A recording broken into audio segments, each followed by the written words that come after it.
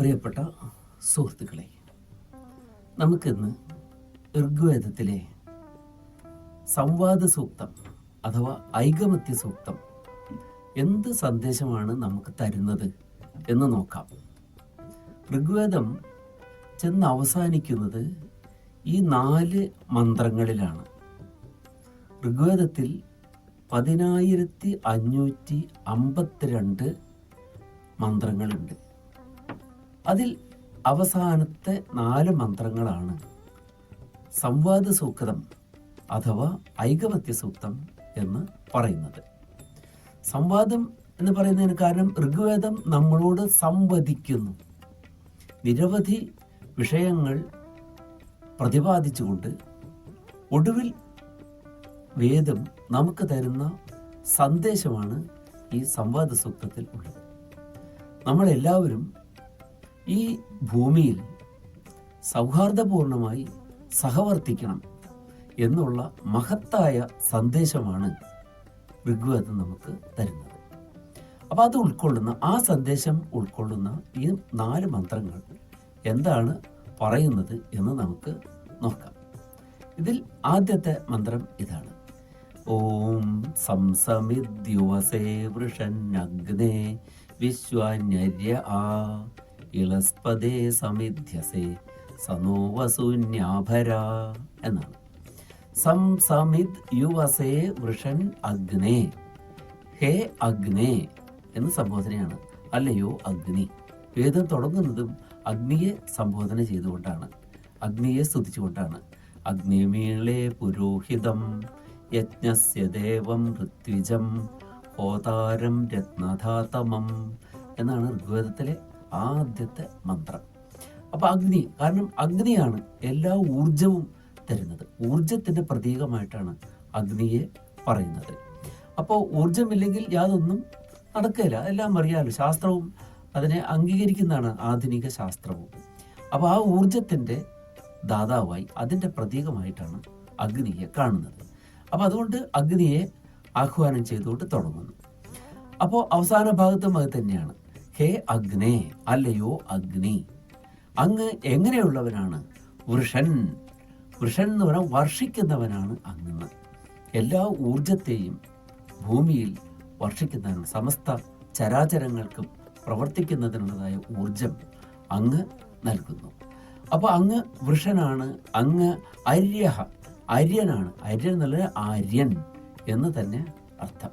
അപ്പോൾ ആര്യൻ എന്ന് പറഞ്ഞാൽ ശ്രേഷ്ഠമായിട്ടുള്ളവൻ, വേണ്ടത് മാത്രം ചെയ്യുന്നവൻ, വേണ്ടാത്തത് ചെയ്യാതിരിക്കുന്നവൻ എന്നൊക്കെ അതിന് അർത്ഥമുണ്ട് ആര്യൻ എന്നുള്ള ശബ്ദത്തിന്. അപ്പോൾ അങ്ങന്ന് എന്ത് ചെയ്യുന്നു? വർഷിക്കുന്നവനാണ്. ആ എന്നൊരു ഉപസർഗമുണ്ട് അതിൽ. അതും ആ വൃഷൻ, ആ സമന്താത്, പൂർണ്ണമായും എല്ലാ ഊർജത്തെയും വർഷിക്കുന്നവനായ അല്ലയോ അഗ്നേ, അങ്ങ് എന്ത് ചെയ്യുന്നു?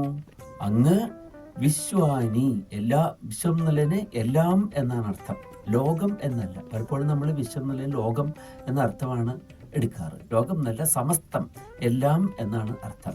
നമ്മൾ നാന്ദീമുഖ ശ്രാദ്ധത്തിൽ പറയാറുണ്ട്, ഇതം നാന്ദീമുഖം ശ്രാദ്ധം വിശ്വേഭ്യോ ദേവേഭ്യ. വിശ്വേഭ്യോ ദേവേഭ്യ എന്ന് പറഞ്ഞാൽ എല്ലാ ദേവന്മാർക്കും ആയി എന്നാണ് അതിൻ്റെ അർത്ഥം. അപ്പോൾ വിശ്വാനി അര്യ ആ, അങ്ങ് എന്ത് ചെയ്യുന്നു? എല്ലാ ഊർജത്തെയും, വരണീയങ്ങളായിട്ടുള്ള ശ്രേഷ്ഠങ്ങളായിട്ടുള്ള എല്ലാറ്റിനെയും, എല്ലാ നന്മയെയും അങ്ങ് ഈ ഭൂമിയിൽ വർഷിക്കുന്നു. തന്നെയുമല്ല, അങ്ങന്ന് എല്ലാറ്റിനെയും യോജിപ്പിക്കുന്നവനാണ് അങ്ങന്ന്. യുവസേ, യുവസേ യോജിപ്പിക്കുന്നു. ഈ ആ എന്നുള്ള ഉപസർഗം എവിടേക്കും വേണമെങ്കിൽ അന്വയിക്കാം. ആ യുവസേ, പൂർണ്ണമായും അങ്ങ് യോജിപ്പിക്കുന്നു. എന്തിനെ യോജിപ്പിക്കുന്നു? എല്ലാ ജീവജാലങ്ങളെയും അങ്ങ് യോജിപ്പിക്കുന്നു. എങ്ങനെയാണ് എല്ലാ ജീവജാലങ്ങളെയും അഗ്നി യോജിപ്പിക്കുന്നത് അഥവാ ഊർജം യോജിപ്പിക്കുന്നത്?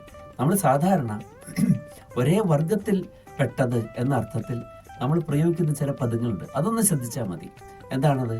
ഒന്ന് സഗന്ധർ, സഗന്ധരായിട്ടുള്ളവർ എന്ന് പറഞ്ഞാൽ ഒരേ വർഗത്തിൽപ്പെട്ടത് അല്ലെങ്കിൽ ഒരേ ജാതിയിൽപ്പെട്ടത് എന്നാണ് അർത്ഥം.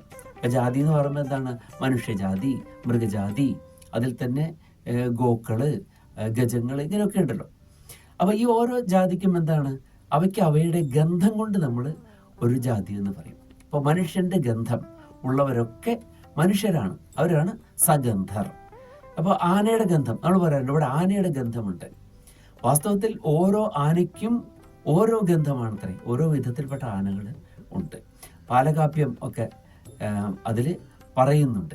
പാലകാപ്യത്തിൽ ആനകളെക്കുറിച്ച് പറയുന്നതാണ്. പാലകന്മാർ, ആനകളുടെ കൂട്ടങ്ങളെ പാലിക്കുന്നവരാണ് പാലകന്മാരെ. അപ്പോൾ അതിലുള്ള ഒരു മുനിയാണ് ഈ പാലകാപ്യം എഴുതിയിട്ടുള്ളത്. അപ്പോൾ അദ്ദേഹം പറയുന്നുണ്ട് ഓരോ തരത്തിലുംപ്പെട്ട ആനയ്ക്ക് വേറെ വേറെ ഗന്ധമാണ്.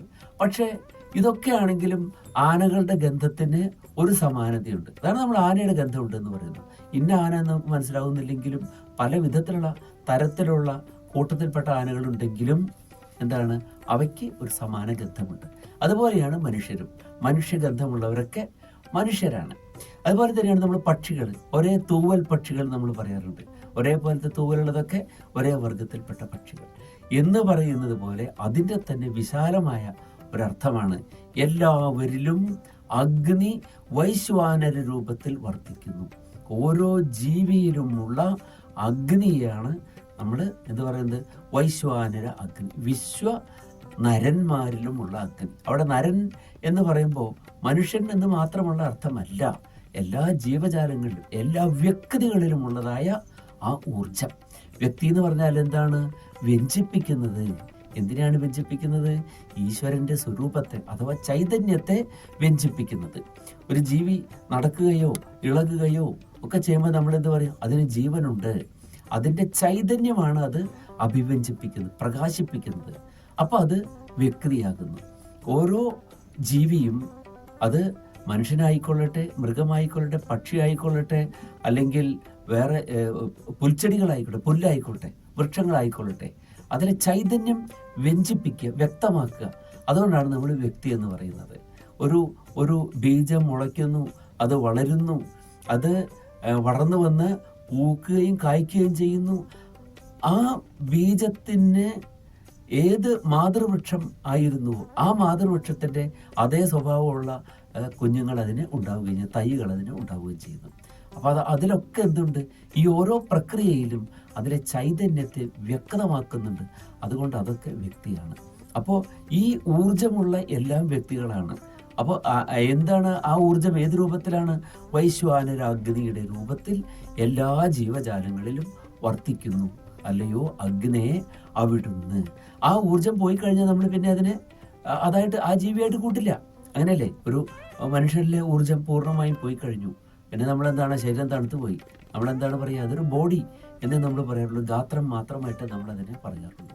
അപ്പോൾ സമസ്ത ജീവജാലങ്ങളെയും ഒന്നിപ്പിക്കുന്നവനാണ് അവിടുന്ന്. അപ്പോൾ വേദത്തിൻ്റെ വലിയൊരു ദർശനം വേദം അവിടെ സ്പഷ്ടമാക്കുകയാണ്. എല്ലാ ജീവജാലങ്ങളും ഈ ഭൂമിയിൽ സമാധാനപൂർണമായി സഹവർത്തിക്കേണ്ടതാണ്. അപ്പോൾ എല്ലാറ്റിലും അഗ്നിയുള്ളത് കൊണ്ട് അതെല്ലാം ഒന്നാണ്. അങ്ങ് എന്തിനെ ചെയ്യുന്നു? സമസ്തം അങ്ങെന്ന് വിശ്വാനി ആ യുവസേ, എല്ലാറ്റിനെയും അങ്ങെന്ന് യോജിപ്പിച്ച് നിർത്തുന്നു. ഈ ഒരു അഗ്നി എല്ലാവരും ഉൾക്കൊള്ളുന്നവരാണ്. അതാണ് എല്ലാവരുടെയും ആ ഒരു സാദൃശ്യം അഥവാ സാമ്യം, സമത്വം എന്ന് പറയുന്നത്. അങ്ങനെയുള്ള അങ്ങെന്ന് ഇളസ്പദേ സമിധ്യസേ. ഇളസ്പദേ, ഇള എന്ന് പറഞ്ഞാൽ ഭൂമിയാണ്. ഇളസ്പദേ, ഭൂതലത്തിൽ അങ്ങൊന്ന് സംവർദ്ധനം ചെയ്യപ്പെടുന്നു, അങ്ങയെ വളർത്തിക്കൊണ്ടുവരുന്നു. എന്താണ്? ഗൃഹസ്ഥന്മാരാണെങ്കിൽ സാധാരണ ഇതിൽ ദക്ഷിണാഗ്നി, ഗാർഹപത്യാഗ്നി, ആഹവനീയാഗ്നി, ഇങ്ങനെ 3 അഗ്നികളുണ്ട്. അഗ്നിത്രയം എന്ന് പറയും. അഗ്നി പഞ്ചകം എന്നും പറയും. പഞ്ച അഗ്നി. ഈ പഞ്ചാഗ്നി എന്ന് പറയുമ്പോൾ നമ്മൾ പലപ്പോഴും വ്യത്യസ്തങ്ങളായ അർത്ഥങ്ങളാണ് ഗ്രഹിക്കാറുള്ളത്. പഞ്ചാഗ്നി, ഇപ്പൊ പാർവതി പരമേശ്വരനെ പതിയായി ലഭിക്കുന്നതിന് വേണ്ടി പഞ്ചാഗ്നി മധ്യത്തിൽ തപസ് ചെയ്തു എന്ന് നമ്മൾ കേട്ടിട്ടുണ്ട്. അപ്പോൾ അവിടെ പഞ്ചാഗ്നി മധ്യത്തിൽ തപസ് ചെയ്തത് എങ്ങനെയാണ്? പാർവതി തനിക്ക് ചുറ്റും 4 ഭാഗത്തും അഗ്നി കുണ്ഡങ്ങളിൽ അഗ്നിയെ വർദ്ധിപ്പിച്ചു. അതിൻ്റെ മധ്യത്തിൽ നിന്നുകൊണ്ട് മുകളിൽ സൂര്യദേവനെ നോക്കി, സൂര്യനിലെ അഗ്നി. അങ്ങനെ 5 അഗ്നിക്ക് മധ്യത്തിൽ നിന്ന് പാർവതി തപസ് ചെയ്തു എന്ന് പറയുന്നുണ്ട്. മറ്റൊരർത്ഥത്തിൽ നമ്മൾ പഞ്ചാഗ്നി എന്ന് പറയുമ്പോൾ നേരത്തെ പറഞ്ഞ ദക്ഷിണാഗ്നി, ഗാർഹപത്യാഗ്നി, ആഹവനീയാഗ്നി, അതിന് പുറമെ ആവസഥാഗ്നി, ആശ്രമങ്ങളുടെ അഗ്നി, അതുപോലെ തന്നെ സഭ്യാഗ്നി, ഇങ്ങനെ 5 അഗ്നികൾ ഉണ്ട്. നമ്മുടെ ഉപനിഷത്തിലൊക്കെ പറയുന്ന വേറെ 5 അഗ്നികളുണ്ട്. അത് ദ്യോവ്, ആകാശം, പർജന്യ, പർജന്യം എന്ന് പറഞ്ഞാൽ മഴ, പിന്നെ ഭൂമി, ആ മഴയെ സ്വീകരിക്കുന്ന ഭൂമി, മഴയെ സ്വീകരിച്ച് അതിൽ നിന്ന് സസ്യങ്ങളെ വളർത്തിയെടുക്കുന്ന ഭൂമി, പിന്നെ 4-മത്തേത് പുരുഷനും പിന്നെ സ്ത്രീയും. അപ്പോൾ ഈ സസ്യങ്ങൾ അതിലൂടെ പുരുഷന്മാർ സ്വീകരിക്കുന്ന ആ അന്നം, ഭക്ഷണം, ആ ഭക്ഷണത്തിൽ നിന്ന് ബീജവും, സ്ത്രീ സ്വീകരിക്കുന്ന ഭക്ഷണത്തിൽ നിന്ന് അണ്ഡവും ഉണ്ടായി വീണ്ടും സൃഷ്ടികൾ നടക്കുന്നു. ഇങ്ങനെ പഞ്ചാഗ്നി എന്ന് പറയാറുണ്ട്. അപ്പോൾ പഞ്ചാഗ്നി എന്ന് പറഞ്ഞാൽ ഈ 3 അർത്ഥത്തിലും നമ്മൾ പഞ്ചാഗ്നികളെ പറയാറുണ്ട്. അപ്പോൾ അഗ്നിയെ ഇപ്രകാരം വിഭിന്നങ്ങളായ തലങ്ങളിൽ വർദ്ധിപ്പിച്ചു കൊണ്ടിരിക്കുന്നു. അഗ്നിയോടുള്ള ആ ബഹുമാനം കൊണ്ടാണ്, ഊർജം. അഗ്നി ഇല്ലെങ്കിൽ ഇതൊന്നും നിലനിൽപ്പ് ഇല്ല. നമ്മൾ വേറെ ചില പ്രൊമത്യൂസിന്റെ കഥയൊക്കെ നമ്മൾ കേട്ടിട്ടുണ്ടായിരിക്കും. പ്രൊമത്യൂസ് വളരെ ദയയുള്ള ഒരു ദേവനായിരുന്നു. അതുകൊണ്ട് പ്രൊമത്യൂസ് എന്ത് ചെയ്തു? അഗ്നി എടുത്ത്, ദേവന്മാർക്ക് മാത്രം അവകാശമുണ്ടായിരുന്ന അഗ്നിയെ എടുത്ത് മനുഷ്യർക്ക് കൊടുക്കുകയാണ് പ്രൊമത്യൂസ് ചെയ്തത്. ഇതറിഞ്ഞപ്പോൾ പ്രൊമത്യൂസിനെ ദേവന്മാർ ശിക്ഷിച്ചു. ഒരു കിഴുക്കാൻ തൂക്കായ പാറയിൽ പ്രൊമത്യൂസിനെ കെട്ടിയിട്ടു. പ്രൊമത്യൂസിന്റെ കരള് കഴുകന്മാർ വന്ന് കൊത്തി വലിച്ച് തിന്നുകയുണ്ടായി. പ്രൊമത്യൂസ് വളരെ ഹൃദയമുള്ളവനാണ്, കരളുള്ളവനാണ്, ദയാലു അല്ലേ. അതുകൊണ്ട് പ്രൊമത്യൂസിന്റെ കരൾ വീണ്ടും വീണ്ടും വളർന്നു വന്നു, വീണ്ടും വീണ്ടും പക്ഷികളെ കൊത്തിത്തിന്ന്. അങ്ങനെ സ്നേഹത്തിന്റെ പേരിൽ, മനുഷ്യർക്ക് അഗ്നി നൽകിയതിന്റെ പേരിൽ വളരെയേറെ ക്ലേശങ്ങൾ അനുഭവിക്കേണ്ടി വന്ന ഒരു ദേവനാണ് ഗ്രീക്ക് പുരാണങ്ങളിലെ പ്രൊമത്യൂസ്. അപ്പോൾ ഈയൊരു ആശയം തന്നെയാണ് നമുക്കും. അഗ്നി ഇല്ലെങ്കിൽ എന്തില്ല, യാതൊരു പ്രവൃത്തിയും നടക്കില്ല. ഈ ലോകം തന്നെ, ഇവിടുത്തെ ഈ ചരാചരങ്ങൾ തന്നെ ഉണ്ടാവുകയില്ല ഊർജം ഇല്ലെങ്കിൽ. അപ്പം അതുകൊണ്ടാണ് അഗ്നിയെ ഇപ്രകാരം പ്രശംസിച്ചുകൊണ്ട് വേദം തുടങ്ങുന്നതും, അഗ്നിയെ പ്രകീർത്തിച്ചുകൊണ്ട്, അഗ്നിയുടെ പേരിൽ, അഗ്നിയിൽ നാം എല്ലാവരും ഒന്നായിരിക്കുന്നു, ആ തേജസ്സിൽ സമസ്ത ചരാചരങ്ങളും ഒന്നായിരിക്കുന്നു. അപ്പോൾ അങ്ങനെ ഇളസ്പതി, അതുകൊണ്ടാണ് അഗ്നിയെ നമ്മൾ അഗ്നികുണ്ഡങ്ങളിൽ അതിനെ വളർത്തുന്നത്, അതിനോടുള്ളതായ ആ ബഹുമാനത്തെ സൂചിപ്പിക്കുന്നതിന് വേണ്ടി. ഇളസ്പതേ സമിധ്യസേ സനോ വസൂന്യാഭര, അങ്ങനെയുള്ള അല്ലയോ അഗ്നേ, അവിടുന്ന് ഞങ്ങൾക്ക് വസൂനി ആഭര. വസുക്കൾ എന്ന് പറഞ്ഞാൽ രത്നങ്ങൾ എന്നാണ് അർത്ഥം. അത് സമ്പത്തിന്റെ പ്രതീകമായിട്ട് രത്നങ്ങൾ എന്ന പദം പ്രയോഗിച്ചിരിക്കുന്നു. സഹ നഹ, നഹ എന്ന് പറഞ്ഞാൽ അസ്മഭ്യം, ഞങ്ങൾക്കായി, വസൂനി, വസുക്കളെ, രത്നങ്ങളെ, എല്ലാ പ്രകാരത്തിലുമുള്ള സമ്പത്തുകളെയും ഐശ്വര്യങ്ങളെയും ആനയിച്ചാലും കൊണ്ടുവന്ന് തന്നാലും എന്നാണ് അതിൽ പ്രാർത്ഥിക്കുന്നത്. അപ്പോൾ ഊർജത്തിലൂടെ എന്തുണ്ടാകുന്നു? നമ്മുടെ ഏത് പ്രവൃത്തിയും, നമ്മൾ ജോലി ചെയ്യുന്നു, ജോലി ചെയ്യുമ്പോഴാണ് എന്തുണ്ടാകുന്നത്? ജോലി ചെയ്യുമ്പോഴാണ് നമുക്ക് രത്നങ്ങൾക്ക് അർഹത വരുന്നത്, രത്നങ്ങൾ നമുക്ക് ലഭ്യമായി തീരുന്നത് നിരന്തരമായ പരിശ്രമങ്ങളുണ്ട്. അപ്പം അതിന് ഉള്ള ഊർജം തരികയാണ് ഈശ്വരൻ നമുക്ക് ചെയ്തത്. നമ്മൾ പലപ്പോഴും പ്രാർത്ഥിക്കാറുണ്ട്, ഞങ്ങൾക്ക് സമ്പത്ത് നൽകണമെന്നൊക്കെ ഈശ്വരൻ പ്രാർത്ഥിക്കാറുണ്ട്. സമ്പത്ത് നൽകണം, ഐശ്വര്യം നൽകണം എന്നൊക്കെ നമ്മൾ പറയാറുണ്ട്. പക്ഷേ ഈശ്വരൻ അങ്ങനെ നേരിട്ട് നമുക്ക് ഒരു സമ്പത്ത് കൊണ്ടുവന്ന് തരികയല്ല, നമുക്ക് പ്രവർത്തിക്കാനുള്ളതായ ഊർജവും വെളിച്ചവും ഒക്കെ നമുക്ക് തരുന്നത്. വെളിച്ചവും ഊർജം തന്നെയാണ്, നമുക്കറിയാം. അപ്പോൾ അതിനു വേണ്ടിയിട്ടാണ് നമുക്ക് പകലും രാത്രിയും ഒക്കെ വേറെ വേറെ തരുന്നത് പോലും ഇതിനെ കണ്ടുകൊണ്ടാണ്, ഈ സമ്പത്തിനെ കണ്ടുകൊണ്ടാണ്. രാവിലെ ഉണർന്ന് വേദം പറയുന്നത് തന്നെയാണ്, പ്രാതാരത്നം പ്രാതരിത്വാ ദധാതി ത്വം ചികിത്വാൻ പ്രതിഗൃഹ്യാനിധത്തെ തേന പ്രജാം വർദ്ധയമാന ആയു രായസ്പോഷേണ സചതേ സുവീരഃ എന്ന് പറയുന്നത്. പ്രാതഃ ഇത്വ, ഓരോ പ്രഭാതത്തിലും ഉണർന്ന് നാം എന്ത് ചെയ്യുന്നു? രത്നം ദധാതി, നമ്മൾ രത്നത്തെ ധരിക്കുന്നു. അപ്പൊ അവിടെയാണ്. അപ്പൊ പ്രഭാതത്തിൽ ആവുമ്പോൾ എന്താണ്? നമുക്ക് പ്രവർത്തിക്കുന്നതിനുള്ള ഊർജവും അതുപോലെ തന്നെ കാണണമെങ്കിൽ എന്ത് വേണം? വെളിച്ചം. അതും ഊർജം തന്നെ. അതിനെ നമുക്ക് തരും. ഒരു പ്രപഞ്ചത്തിന്റെ സംവിധാന കൗശലം അതിൻ്റെ പിന്നിൽ ഉണ്ട്. എപ്പോഴും രാവിലെ ഉണർന്ന് ജോലി ചെയ്യുന്നു, രാത്രി വരെ ജോലി ചെയ്യുന്നു. രാത്രി ആയാൽ എന്താണ്? ജഗതോ നിവേശനിയായ രാത്രി. വയാമി രാത്രിയും ജഗതോ നിവേശനിയും എന്നാണ് വേദം പറയുന്നത്. ജഗത്തിനെ നിവേശിപ്പിക്കുന്നതാണ്. വെളിച്ചത്തെ പിൻവലിച്ചു. സൂര്യൻ അസ്തമിക്കുന്നു, നമുക്ക് പ്രവർത്തിക്കാൻ വേണ്ട അത്ര വെളിച്ചമില്ലാതെ വരുന്നു. പിന്നെ നമ്മൾ കൃത്രിമമായിട്ട് വിളക്കുകളൊക്കെ നമ്മൾ ഉണ്ടാക്കി, എണ്ണ ഒഴിച്ച് കത്തിക്കുന്ന വിളക്കുകളും പിന്നെ നമ്മൾ വൈദ്യുതിയിൽ പ്രകാശിപ്പിക്കുന്ന വിളക്കുകളൊക്കെ നമ്മൾ പിന്നീട് ഉണ്ടാക്കി. പക്ഷേ യഥാർത്ഥത്തിൽ പ്രപഞ്ചം അതിൻ്റെ ആ സംവിധാന കൗശലം കൊണ്ട് നോക്കിയാൽ നേരമെടുക്കുമ്പോൾ എല്ലാവർക്കും ജോലി ചെയ്യാനുള്ള വെളിച്ചവുമായിട്ട് സൂര്യൻ വരുന്നു. വെളിച്ചവും ഊർജവും അവിടെ നമുക്ക് ലഭിക്കുന്നു. രാത്രിയാകുമ്പോൾ എന്താണ്? വെളിച്ചമെല്ലാം മാറ്റിക്കളയുന്നു. നമുക്ക് ഉറങ്ങാനുള്ള സമയം രാത്രി വരുന്നു. രാത്രി നമ്മുടെ നിദ്രാപ്രദാനത്തിലൂടെ നമ്മുടെ ക്ഷീണത്തെ ക്ഷപിപ്പിക്കുന്നു. ക്ഷപിപ്പിക്കുക എന്ന് പറഞ്ഞാൽ എന്താണ്? നീക്കിക്കളയുക എന്നാണ് അർത്ഥം. അതുകൊണ്ടാണ് രാത്രിക്ക് ക്ഷപ എന്ന് പര്യായം പറയുന്നത്. അപ്പോൾ വേദം ആ ഒരു മന്ത്രവും നമ്മളെ ഉദ്ബോധിപ്പിക്കുന്നുണ്ട്.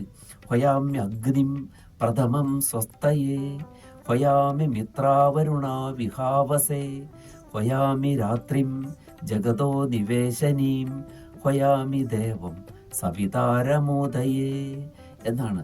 അഗ്നിയെ നമ്മൾ എന്ത് ചെയ്യുന്നു? ആഹ്വാനം ചെയ്യുന്നു. ആദ്യമേ തന്നെ സ്വസ്തിക്കായിക്കൊണ്ട് അഗ്നിയെ ആഹ്വാനം ചെയ്യുന്നു. നമുക്ക് ഊർജം പ്രദാനം ചെയ്ത് നമ്മളെ സ്വസ്ഥരാക്കി തീർക്കുന്നതിനായി അഗ്നിയെ ആഹ്വാനം ചെയ്യുന്നു. ഹൊയാമി മിത്രാവരുണാവിഹാവസേ, മിത്രാവരുണന്മാരെ ഐശ്വര്യത്തിന് വേണ്ടി. മിത്രൻ സൂര്യനാണ്, വരുണൻ ജലത്തിൻ്റെ ദേവനാണ്. അപ്പോൾ സൂര്യൻ വെയിലും വരുണൻ ജലവും പ്രദാനം ചെയ്യുമ്പോൾ എന്താണ്? അത് നമുക്ക് ഐശ്വര്യത്തിന് കാരണമായി തരും. നമ്മുടെ കൃഷിയും പശുപാലനവും എല്ലാം നന്നായി കൊണ്ടുപോകുന്നതിന്, നിർബാധമായി കൊണ്ടുപോകുന്നതിന് ഇതെല്ലാം ആവശ്യമാണ്. ഹൊയാമി മിത്രാവരുണവും ഇഹ അവസേ, ഹൊയാമി രാത്രിയും ജഗതോ നിവേശനീം. രാത്രി ജഗത്തിനെ നിവേശിപ്പിക്കുന്നതാണ്. നിവേശിപ്പിക്കുക എന്ന് പറഞ്ഞാൽ ആലയത്തിലേക്ക് നിവേശിപ്പിച്ച് നിദ്രാപ്രദാനത്തിലൂടെ സന്തോഷം നൽകുന്നത് ആണ് രാത്രി. അപ്പൊ നമ്മുടെ ക്ഷീണത്തെ അകറ്റുന്നത് കൊണ്ട്, ക്ഷപിപ്പിക്കുന്നത് കൊണ്ട് ക്ഷപ എന്നും. ക്ഷണത, ക്ഷണം എന്ന് പറഞ്ഞ സന്തോഷം, ഉത്സവം എന്നൊക്കെ അർത്ഥം. ക്ഷണത്തെ പ്രദാനം ചെയ്യുന്നതുകൊണ്ട് ക്ഷണത എന്നും രാത്രിയെ പറയുന്നു. അപ്പോൾ ഇപ്രകാരമുള്ള ആ വലിയ ഒരു സംവിധാന കൗശലത്തിലേക്കാണ് വാസ്തവത്തിൽ ഈ മന്ത്രം നമ്മുടെ ശ്രദ്ധയെ ക്ഷണിക്കുന്നത്. എല്ലാ ഐശ്വര്യവും പ്രദാനം ചെയ്തുകൊണ്ട്, ഊർജം പ്രദാനം ചെയ്തുകൊണ്ട്, വെളിച്ചമുൾപ്പെടെ നൽകിക്കൊണ്ട് പ്രഭാതത്തിൽ ഉണരണമെന്ന് ആഹ്വാനം ചെയ്യുന്നു വേദം. ഈ നൽകുന്ന ഊർജവും വെളിച്ചവുമെല്ലാം പ്രദാനം ചെയ്യുന്ന ആ ശക്തികളെ കാട്ടിക്കൊണ്ട് നമ്മളെ ആഹ്വാനം ചെയ്യുകയാണ് വേദം ചെയ്യുന്നത്. അതോടൊപ്പം തന്നെ രാത്രി എന്നിട്ടുള്ളതാണ് ഉറങ്ങാനുള്ളത്. ഇന്ന് നമ്മളതൊക്കെ മാറി നമ്മുടെ ജീവിത രീതികളെല്ലാം മാറി. വെളിച്ചം നമുക്ക് കൃത്രിമമായിട്ട് വെളിച്ചമുണ്ടാക്കാൻ കഴിഞ്ഞോടുകൂടിയിട്ട് നമ്മൾ രാത്രികളെയൊക്കെ പകലാക്കാൻ തുടങ്ങി. അപ്പോൾ നമ്മൾ അതിൽ നിന്ന് വേദത്തിൻ്റെ ആ ആഹ്വാനത്തിൽ നിന്ന് നമ്മൾ ദൂരെ മാറിപ്പോകുന്നു എന്നുള്ളത് ഒരു സത്യമാണ്. എങ്കിലും പ്രപഞ്ചം സംവിധാനം ചെയ്തിരിക്കുന്നു. വാസ്തവത്തിൽ എന്താണ്? വേദങ്ങൾ പറയുന്ന ആ ദർശനങ്ങളിലേക്ക് നമുക്ക് എത്താൻ കഴിയുന്നില്ല. നമ്മളാകെ മാറിപ്പോയി. അപ്പം എന്താണ്? ഒരു സമയത്തില്ലാതിരുന്ന രോഗങ്ങളും പുതിയ പുതിയ പ്രശ്നങ്ങളും നമ്മളെ അലട്ടാൻ തുടങ്ങി. അപ്പം നമ്മൾ വീണ്ടും കൂടുതൽ കൃത്യമായ മാർഗങ്ങളിലേക്ക് പോകാൻ തുടങ്ങി. അങ്ങനെ എന്താണ്? അങ്ങനെ നമ്മൾ വേദങ്ങൾ പറഞ്ഞ ആശയ തലങ്ങളിൽ നിന്ന് ബഹുദൂരം മാറിപ്പോകുന്നു എന്നുള്ളതാണ് നമ്മുടെ ക്ലേശങ്ങൾക്ക് ഒരു പരിധിവരെ കാരണമായിരിക്കും. നമ്മൾ പറയാറുണ്ട് പ്രകൃതിയിൽ നിന്ന് അകന്നു പോയതാണ് നമ്മുടെ ദോഷങ്ങൾക്ക് കാരണമെന്ന്. എങ്കിലും വേദങ്ങൾ ഇങ്ങനെയുള്ള ഉപദേശങ്ങൾ നമുക്ക് നൽകുന്നുണ്ട് എന്ന് നാം തിരിച്ചറിയുക. അടുത്ത് വരുന്ന 3 മന്ത്രങ്ങളിലൂടെ എപ്രകാരമാണ് നമ്മൾ ഇവിടെ സമാധാനപൂർണമായി സഹവർത്തിക്കേണ്ടത് എന്ന് വേദം നമ്മളെ ഉദ്ബോധിപ്പിക്കുന്നു. നമുക്ക് അടുത്ത ക്ലാസ്സിൽ നോക്കാം. ഓം സംഗച്ഛധ്വം സംവദധ്വം സംഭോ മനാംസി ജാനതാം ദേവാഭാഗം യഥാ പൂർവേ സംജാനാന ഉപാസതേ. എന്താണ് ഇതിൽ പറയുന്നത്? സംഗച്ഛധ്വം സംവദധ്വം സംഭോ മനാംസി ജാനതാം. സംഗച്ഛധ്വം, യൂയം എന്നാണ് കർത്താവ്. നിങ്ങളെല്ലാവരും സംഗച്ഛധ്വം, സമ്യക്കായി ഗമിക്കുക, സംഗമിക്കുക. സംഗമിക്കുക എന്ന് പറഞ്ഞാൽ നമുക്കറിയാം കൂടിച്ചേരുക എന്നാണ് അർത്ഥം. സംഗമം, നദീസംഗമം, നദികൾ കൂടിച്ചേരുന്ന സ്ഥലം എന്നൊക്കെയാണ് അർത്ഥം. അപ്പോൾ നിങ്ങൾ സംഗമിക്കൂ, കൂടിച്ചേരൂ. നിങ്ങൾ എല്ലാ വിധത്തിലുമുള്ള ഭിന്നതകളെ മറന്നുകൊണ്ട് നിങ്ങൾ ഒന്നിച്ച് ചേർന്ന് ഒരൊറ്റ സമൂഹമായി മാറുക. ഈ ഭൂമിയിലുള്ള സമസ്ത ജീവജാലങ്ങളും ഒന്നായിട്ട് മാറുക. സംഗച്ഛധ്വം, സംവദധ്വം, നിങ്ങൾ സംവദിക്കുക, സംവാദം ചെയ്യുക. സംവദിക്കുക എന്ന് പറഞ്ഞാൽ എന്താണ്? സംഭാഷണം ചെയ്യലാണ്. നിങ്ങൾ ഓരോരുത്തരും നിങ്ങളുടെ ദർശനങ്ങളെ പരസ്പരം കൈമാറുക. ഇങ്ങനെയുള്ള സംവാദത്തിലേക്ക് വരിക. പരിഷ്കരിക്കേണ്ടതിൽ ഒരാളുടെ അഭിപ്രായങ്ങളും ആശയങ്ങളും മറ്റൊരാളുടെ അഭിപ്രായങ്ങളുടെയും ആശയങ്ങളുടെയും വെളിച്ചത്തിൽ പുനരവലോകനം ചെയ്ത് വരുത്തേണ്ട മാറ്റങ്ങളെ വരുത്തിക്കൊണ്ട് ഇരുവർക്കും യോജിക്കാവുന്ന അർത്ഥതലങ്ങളിലേക്ക് എത്തിച്ചേരുക. അതാണ് നമ്മൾ സാധാരണഗതിയിൽ സംവാദങ്ങളിൽ ഏർപ്പെടുന്നത്. നിങ്ങൾ സംവാദം ചെയ്യണം. കാരണം ഓരോരുത്തരുടെയും മനസ്സും ഹൃദയവും എല്ലാം വിഭിന്നമാണ്. അപ്പോൾ ഒരാൾ പറയുന്നതിൻ്റെ അർത്ഥം മറ്റൊരാൾ ഗ്രഹിച്ചു കൊള്ളണമെന്നില്ല. ഒരാളുടെ പ്രവൃത്തിയുടെ താല്പര്യം മറ്റൊരാൾ ഗ്രഹിച്ചു കൊള്ളണമെന്നില്ല. അതുകൊണ്ടാണ് നിങ്ങൾ സംഗമിച്ചാൽ മാത്രം പോരാ, സംവദിക്കുകയും വേണം. നിങ്ങൾക്ക് ഹൃദയ സംവാദം നടക്കണം. സാഹിത്യാസ്വാദനത്തിലുള്ള ഹൃദയ സംവാദം നമുക്കറിയാം. അവിടെ കവികളുടെ ഹൃദയത്തിൽ ഉണ്ടായതായ ആശയവുമായി സഹൃദയന്റെ മനസ്സ് സംവദിക്കുന്നുണ്ട്. അതുപോലെ ഒരു സാഹിത്യപരമായിട്ടുള്ള സംവാദം മാത്രമല്ല, ഈ പ്രപഞ്ചത്തിൽ നിലനിൽക്കണമെങ്കിൽ നമുക്കെന്ത് വേണം? നമുക്ക് പരസ്പര സംവാദങ്ങൾ ആവശ്യമാണ്. അതുകൊണ്ട് സംവദധ്വം, സംവോ മനാംസി ജാനതാം, നിങ്ങളുടെ മനസ്സുകൾ സംജാനതാം, സമ്യക്കായി അറിയട്ടെ. മനസ്സുകളെ അറിയുക. പലപ്പോഴും മനുഷ്യൻ കപടതകൾ കാണിക്കുന്നവനാണ്. മനസ്സിലൊന്ന്, വചസ്സിലൊന്ന്, പ്രവൃത്തിയിൽ മറ്റൊന്ന്. ഒന്ന് മനസ്സിൽ കരുതും, മറ്റൊന്ന് സംസാരിക്കും, പ്രവർത്തിക്കുമ്പോൾ മറ്റൊന്നായി പോകും. നമ്മൾ പലപ്പോഴും കാണാറുള്ള ഒരു സംഗതിയാണത്. അപ്പോൾ അതുപോരാ, നിങ്ങൾ എന്ത് ചെയ്യണം?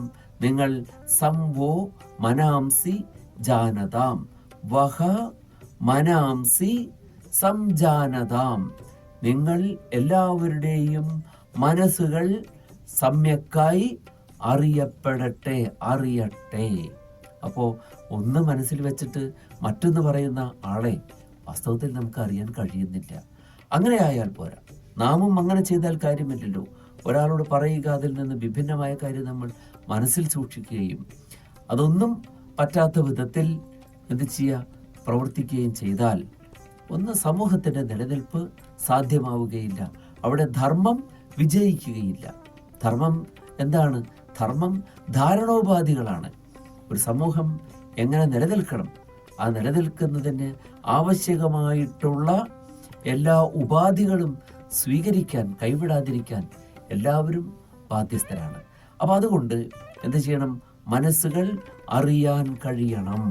പലപ്പോഴും പ്രയാസമുള്ള ഒരു കാര്യമാണ്. ഒരാൾ എന്തുകൊണ്ട് അങ്ങനെ ചെയ്യുന്നു എന്നുള്ളത് നമുക്കറിയാൻ പ്രയാസമാണ്. കാരണം ഒരേ ഒരു അനുഭവം തന്നെ വിഭിന്ന വ്യക്തികളിൽ വിഭിന്നങ്ങളായിട്ടുള്ള പ്രതികരണങ്ങൾ ഉളവാക്കും. അപ്പം അതുകൊണ്ട് മനസ്സുകളെ അറിയാനുള്ള സാഹചര്യം നമുക്ക് ഉണ്ടാകട്ടെ.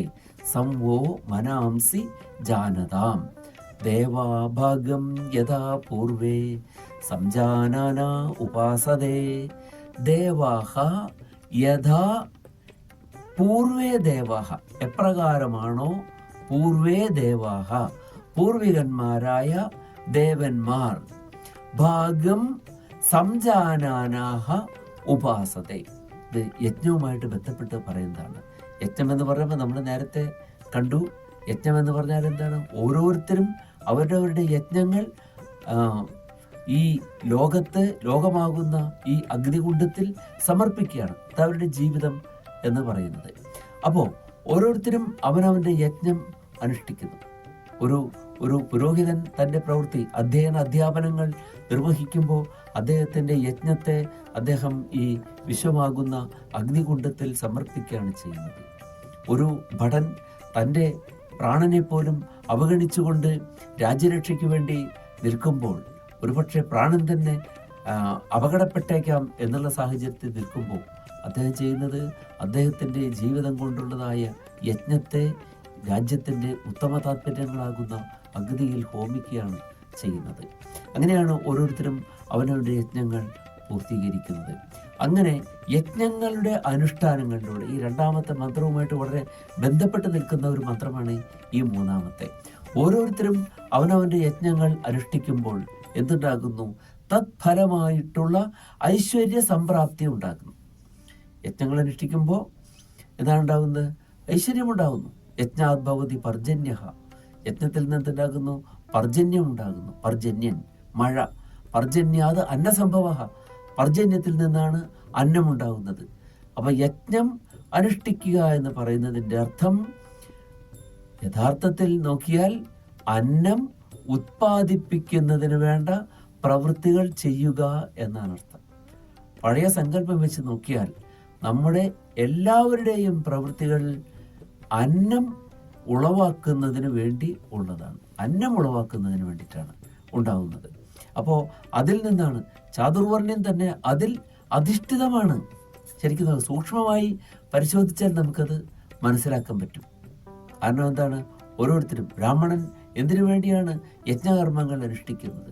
ദേവതാപ്രീതിക്ക് വേണ്ടിയിട്ട് അനുഷ്ഠിക്കുന്നു. അതുപോലെ തന്നെ മനുഷ്യരിലെ ധർമ്മബോധം ഉളവാക്കുന്നതിന് വേണ്ടി ബ്രാഹ്മണൻ തൻ്റെ യജ്ഞം അനുഷ്ഠിക്കുന്നു. അപ്പോൾ അത് ആവശ്യമല്ലേ?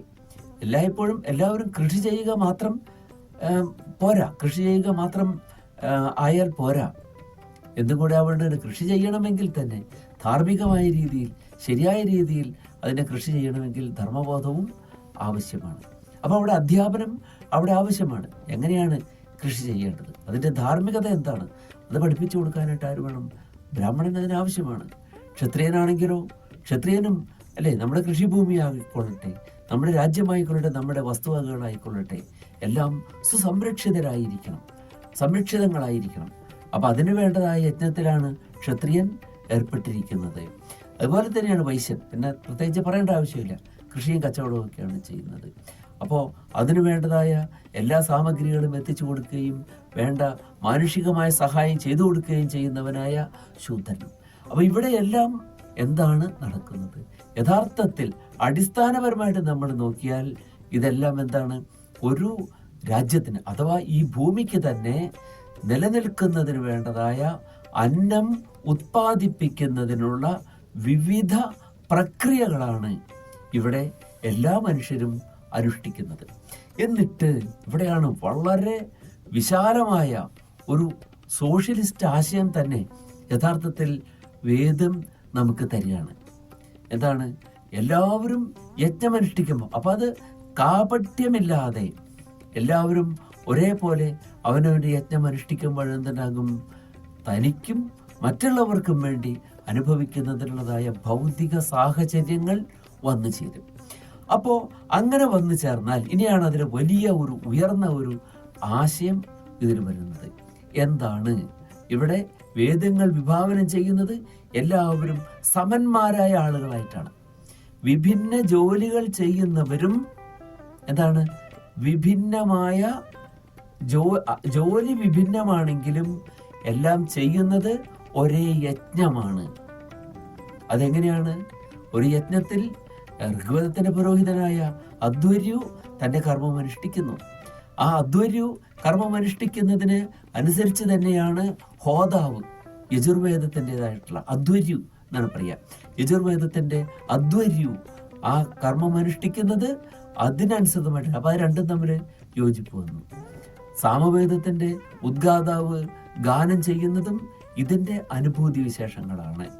അതുപോലെ തന്നെ എല്ലാറ്റിനെയും സംരക്ഷിക്കേണ്ട ചുമതലയുള്ള അഥർവത്തിൻ്റെ ബ്രഹ്മനും എന്താണ്? ഇവർ മൂന്നുപേരും ചെയ്യുന്നതായ പ്രവൃത്തികൾ നിർബാധമായി പരസ്പരം വൈരുദ്ധ്യങ്ങളേശാതെ കൊണ്ടു നടക്കുന്നതിന് വേണ്ട സൗകര്യമാണ് ബ്രഹ്മനും അവിടെ അനുഷ്ഠിക്കുന്നത്. അപ്പോൾ ജോലികൾ വിഭിന്നങ്ങളാണെങ്കിലും വാസ്തവത്തിൽ അതിൻ്റെ എല്ലാം ഫലം ഒന്നാണ്. ഒരു യജ്ഞാനുഷ്ഠാനമാണ് എല്ലാവരും ചെയ്ത്. ഏത് പ്രവൃത്തി ആയിക്കൊള്ളട്ടെ, അതിലെല്ലാവർക്കും ഒരേ പണിയല്ല. നമുക്കറിയാം, ഏത് ജോലി നമ്മൾ നോക്കുക, എല്ലാവരും ചെയ്യുന്നത് ഒരേ പ്രവൃത്തിയല്ല. പക്ഷേ എന്തിനു വേണ്ടിയിട്ടാണ്? ഒരേ യജ്ഞം. അപ്പോൾ ആ എല്ലാവരും എന്തിനു വേണ്ടി നിയന്ത്രിക്കുന്നുവോ, ശ്രമിക്കുന്നുവോ, അതാണ് ആ യജ്ഞം.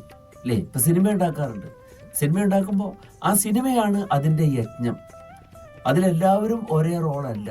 ക്യാമറാമാൻ ഒരു റോൾ ഉണ്ടാവും, അതിൻ്റെ പ്രൊഡ്യൂസർക്ക് വേറൊരു റോൾ ഉണ്ടാവും. പിന്നെ ഓരോരുത്തരും എന്നെക്കാളും കൂടുതലായിട്ട് നിങ്ങൾക്കൊക്കെ സിനിമയെക്കുറിച്ച് അറിയാം എന്ന് ഞാൻ വിചാരിക്കുന്നു. എല്ലാവരും വിഭിന്ന റോളുകൾ ചെയ്യുമ്പോൾ അവിടെ രൂപപ്പെടുന്ന എന്താണ്? കുറ്റമറ്റതായി ഉണ്ടാകുന്ന ഒരു സിനിമയുണ്ട്. ആ സിനിമയാണ് അവിടെ വേദങ്ങൾ യജ്ഞം എന്ന് പറയുന്നത്. ഓരോരുത്തരും അവനവൻ്റെ കർത്തവ്യം അനുഷ്ഠിക്കുന്നു. അങ്ങനെ എല്ലാവരും കൂടി വിഭിന്നമായ പ്രവൃത്തികൾ ചെയ്യുന്നവർ എല്ലാവരും കൂടി ഒരു യജ്ഞം അനുഷ്ഠിക്കുന്നു. ആ യജ്ഞം കൊണ്ട് എന്തുണ്ടാകുന്നു? ആ യജ്ഞം കൊണ്ട് പർജന്യനുണ്ടാകുന്നു. വൃഷ്ടി എന്നാണ് അർത്ഥം. വേദം പറയുമ്പോൾ വൃഷ്ടി, ആ വൃഷ്ടിയിൽ നിന്ന് എന്തുണ്ടാകുന്നു? വീണ്ടും സസ്യങ്ങളും ധാന്യങ്ങളും ഭോജ്യപേയാദികളും ഒക്കെ അതിൽ നിന്ന് ഉണ്ടാകുന്നു. അതായത് സമ്പത്തുണ്ടാകുന്നു എന്നർത്ഥം. അപ്പോൾ എല്ലാവരുടെയും സംയുക്തമായ പ്രവൃത്തിയിലൂടെ സമ്പത്തുണ്ടായി കഴിഞ്ഞാൽ ഈ സമ്പത്തിനെ എല്ലാവരും ചേർന്ന് അനുഭവിക്കണം. സമ്പത്തിൻ്റെ വിതരണം എങ്ങനെയാണ്? ഇന്നത്തെ ലോകം വിഭാവനം ചെയ്യുന്നതിൽ നിന്നും വളരെയേറെ ഉദാത്തമായ ഒരു വിതരണ സമ്പ്രദായമാണ് വേദം ആവിഷ്കരിക്കുന്നത്, വേദം പറയുന്നത്. അതെങ്ങനെയാണ്?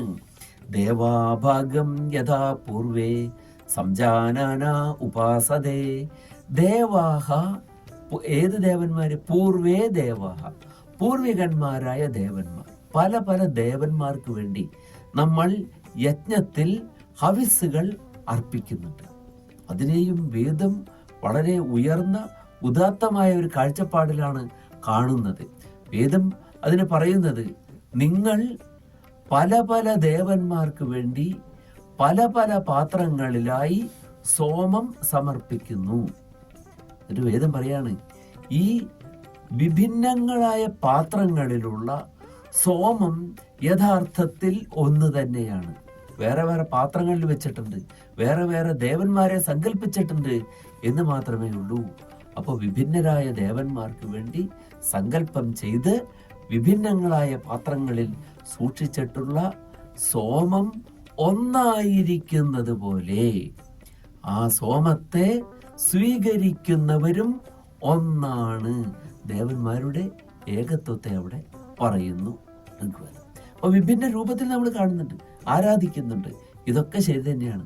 വാസ്തവത്തിൽ ഇതെല്ലാം ഒന്നാണ് എന്ന് വേദം പറയുന്നുണ്ട്. അപ്പോൾ നമ്മൾ നമ്മുടെ യജ്ഞം അനുഷ്ഠിച്ച് അതിൽ നിന്നുണ്ടാകുന്നതായ ആ അന്നം അഥവാ അതിൻ്റെ പ്രതിഫലമായി ഉണ്ടാകുന്ന സമ്പത്ത്, ഈ സമ്പത്തിനെ എങ്ങനെയാണ് വിതരണം ചെയ്യേണ്ടത് എന്നാണ്. അവിടെയും വേദം നമ്മളൊന്നും എത്തിപ്പെട്ടിട്ടില്ലാത്ത സമുന്നതമായ ഒരു തലത്തിൽ നിന്നുകൊണ്ടാണ് വേദം അവിടെ സംസാരിക്കുന്നത്. ദേവാഭാഗം യഥാ പൂർവേ സംജാനാന ഉപാസതേ.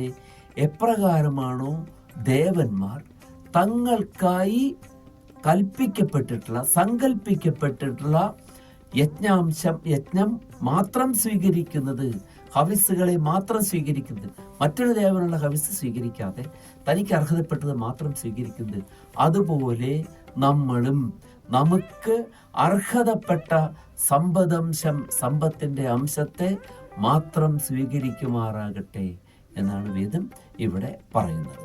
അപ്പോൾ തൊഴിലിൻ്റെ മഹത്വത്തെ എടുത്തു പറയുന്നു. നിങ്ങൾ ഏത് ധർമ്മമനുഷ്ഠിച്ചാലും അതിന് വിരോധം പറയുന്നില്ല. നിങ്ങൾ എന്ത് വിശ്വസിക്കണം പറയുന്നില്ല. നിങ്ങൾ ഏത് രീതിയിൽ കാര്യങ്ങൾ ചെയ്യണം അതൊന്നും പറയുന്നില്ല. നിങ്ങളെല്ലാവരും നിങ്ങളുടെ ഗുണകർമ്മങ്ങൾക്കനുസൃതമായി വിഭിന്നങ്ങളായ പ്രവൃത്തികളിൽ വ്യാപൃതരാകുന്നു. വിഭിന്നങ്ങളായ പ്രവൃത്തികൾ നിങ്ങൾ ചെയ്തുകൊണ്ടു. അപ്പൊ എന്താണ്? എല്ലാവരും ആരെന്തൊക്കെ ചെയ്താലും എന്താണ് ഉണ്ടാവുന്നത്? എന്താണ്? ഭൂമിയിൽ സമസ്ത ചരാചരങ്ങൾക്കുമുള്ളതായ ഭോജ്യപേയങ്ങളാണുള്ളത്. ഭക്ഷിക്കുന്നതിനുള്ള വസ്തുക്കളും പാനം ചെയ്യുന്നതിനുള്ളതായ ജലവിശേഷങ്ങളും എല്ലാമാണ് അവിടെ ഉണ്ടാകുന്നത്. എന്നിട്ടോ കിട്ടിയവരതിനെ വാരി അകത്താക്കുകയല്ല ചെയ്യുന്നത്. എപ്രകാരമാണോ ദേവന്മാർ തങ്ങൾക്ക് അർഹതപ്പെട്ട ഹവിരംശം മാത്രം സ്വീകരിക്കുന്നത്, അതുപോലെ ഞങ്ങളും ഞങ്ങൾക്ക് അർഹതപ്പെട്ട സമ്പത്തിൻ്റെ അംശത്തെ മാത്രം സ്വീകരിക്കുവാൻ ഇടയാകട്ടെ എന്ന പ്രാർത്ഥനയാണ് പിന്നെ അവിടെ വരുന്നത്. ദേവാഭാഗം യഥാ പൂർവേ സംജാനാന ഉപാസതേ. സംജാനർഹ എന്ന് പറയുന്നത് അർത്ഥം അറിയുന്നവരായിട്ട് അതിനെ ഉപാസിക്കുന്നു, അതിനെ സ്വീകരിക്കുന്നു. അപ്പോൾ സമ്പത്ത് ഉത്പാദിപ്പിക്കുന്നതിന് ആരില്ല, അവിടെ ഒരു യജമാനൻ നമ്മളെ പ്രേരിപ്പിക്കുന്നതിനായില്ല, നമ്മുടെ പ്രായോജകനായി ഒരു യജമാനൻ അവിടെ നിൽക്കുന്നില്ല. എല്ലാവരും അവനവനെ കൊണ്ട് കഴിയുന്നത് പോലെ ലോകത്തിൽ തങ്ങളുടെ ധർമ്മം അനുഷ്ഠിക്കുകയാണ്. അതിലൂടെ എന്തുണ്ടാകുന്നു? അതിലൂടെ ലോകത്തിന് നിലനിൽക്കുന്നതിന് വേണ്ട അന്നവും ഭോജ്യവേദ പേയാദികളും ഉണ്ടാകുന്നു. എന്നിട്ടോ അത് ഉണ്ടാക്കി കഴിഞ്ഞാൽ ഓരോരുത്തരും അവനവന് അർഹമായ അളവിൽ അർഹമായ സമ്പത്തിനെ സ്വീകരിക്കുന്നു. അത് ദേവന്മാർ കാണിച്ചു തന്നിട്ടുള്ള ആ മാതൃകയാണ്. അതുപോലെയാണ് നമ്മളും ചെയ്യുന്നത് എന്ന് പറഞ്ഞുകൊണ്ടാണ് ഋഗ്വേദത്തിൻ്റെ ഈ മന്ത്രം അവസാനിക്കുന്നത്. അപ്പോൾ എന്താണ്, ഒന്നുകൂടെ നമുക്കത് ചൊല്ലി നോക്കാം. സംഗച്ഛധ്വം സംവദധ്വം സംവോ മനാംസി ജാനതാം ദേവാഭാഗം യഥാ പൂർവേ സംജാനാന ഉപാസതേ. ഇനി നമുക്ക് സംവാദ സൂക്തത്തിലെ 3-ാമത്തെ മന്ത്രം നോക്കാം. സമാനോ മന്ത്ര സമിതി സമാനി സമാനം മനസ്സഹ ചിത്തമേഷാം സമാനം മന്ത്രം അഭിമന്ത്രയേവ സമാനേന വോഹവിഷാ ജുഹോമി. സമാനോ മന്ത്രഃ സമാനോ മന്ത്രഃ സമിതി സമാനി സമാനം മനഃ സഹ ചിത്തം യേഷാം സമാനം മന്ത്രം അഭിമന്ത്രയേവ സമാനേന വോ ഹവിഷാ ജുഹോമി. വേദങ്ങൾ നമുക്ക് നൽകുന്ന വളരെ പ്രാധാന്യമർഹിക്കുന്ന ഒരു മന്ത്രമാണ് ഇത്. ഈ ലോകത്തിൻ്റെ മുന്നോട്ടുള്ള ഗമനം എപ്പോഴും നിരന്തരമായി മുന്നോട്ട് പോയിക്കൊണ്ടിരിക്കുകയാണ്. ആ സതതഗമനം, സാതത്യഗമനം. ഈ സാതത്യഗമനം എങ്ങനെയാണ് എന്നുള്ളതാണ് വാസ്തവത്തിൽ ഇതിൽ പറയുന്നത്. ഒരു വലിയ പ്രവൃത്തി, ഒരു വലിയ ഒരു സംഭവം നടക്കുമ്പോൾ, ഒരു സ്ഥലത്ത് നടക്കുക, ഒരു വിവാഹമായിക്കൊള്ളട്ടെ, അല്ലെങ്കിൽ വലിയൊരു ആഘോഷ പരിപാടി നടക്കുകയാണെങ്കിൽ നമ്മൾ എന്താണ് ചെയ്യുന്നത്? നമ്മൾ നമുക്ക് ലഭ്യമായിട്ടുള്ള ആ മനുഷ്യശക്തി, ആളുകളുടെ മാൻ പവർ, ആ മാൻ പവർ എല്ലാം നമ്മൾ ഒരൊറ്റ സ്ഥലത്തേക്ക് ഒരേ രൂപത്തിൽ പ്രയോഗിക്കുകയല്ല ചെയ്യുന്നത്. അതിനെ നമ്മൾ വിഭജിച്ച് വിഭിന്ന രൂപത്തിൽ, വിഭിന്ന മേഖലകളിൽ അതിനെ നമ്മൾ സന്നിവേശിക്കും. അങ്ങനെ മാത്രമേ ഒരു കാര്യം നമുക്ക് നടത്താൻ കഴിയുകയുള്ളൂ. നമുക്ക് തന്നെ പല പല അവയവങ്ങളുണ്ട്. ഓരോ അവയവവും അതതിൻ്റെ പ്രവൃത്തി ശരിയായി ചെയ്യുമ്പോഴാണ് നമ്മുടെ ജീവിതയാത്ര നേരെ മുന്നോട്ട് പോകുന്നത്, അഭംഗുരമായി മുന്നോട്ട് പോകുന്നത്. അപ്പോൾ മുഖത്തിൻ്റെ പ്രവൃത്തി, കൈക്ക് കൈയുടെ പ്രവൃത്തി, കാലിന് കാലിൻ്റെ പ്രവൃത്തി, ഇങ്ങനെ ഓരോ അവയവത്തിനും വിഭിന്നങ്ങളായ പ്രവൃത്തികളുണ്ട്. ഈ പ്രവൃത്തികളെല്ലാം ഒന്നാണ് എന്ന് പറയുന്ന ഒരു മന്ത്രമാണിത്. ഇപ്പോൾ നമ്മുടെ ഭാരതീയ സംസ്കാരത്തെ നാം ഏറ്റവും കൂടുതൽ നിന്ദിക്കുന്നത് വർണ്ണാശ്രമ വ്യവസ്ഥയുടെ പേരിലാണ്. എന്നാൽ ഈ വർണ്ണാശ്രമ വ്യവസ്ഥയിലാണ് ഇതെല്ലാം നിലകൊള്ളുന്നത്. ആ പേരല്ല നാം ഇന്ന് പറയുന്നത് എന്ന് മാത്രമേ ഉള്ളൂ, അല്ലേ? നമ്മൾ നോക്കുക, നമ്മുടെ രാജ്യം മുന്നോട്ട് പോകണമെങ്കിൽ ആരൊക്കെ അവിടെ ആവശ്യമാണ്? എല്ലാ വിധത്തിലുള്ള ആളുകളും നമുക്ക് ആവശ്യമാണ്.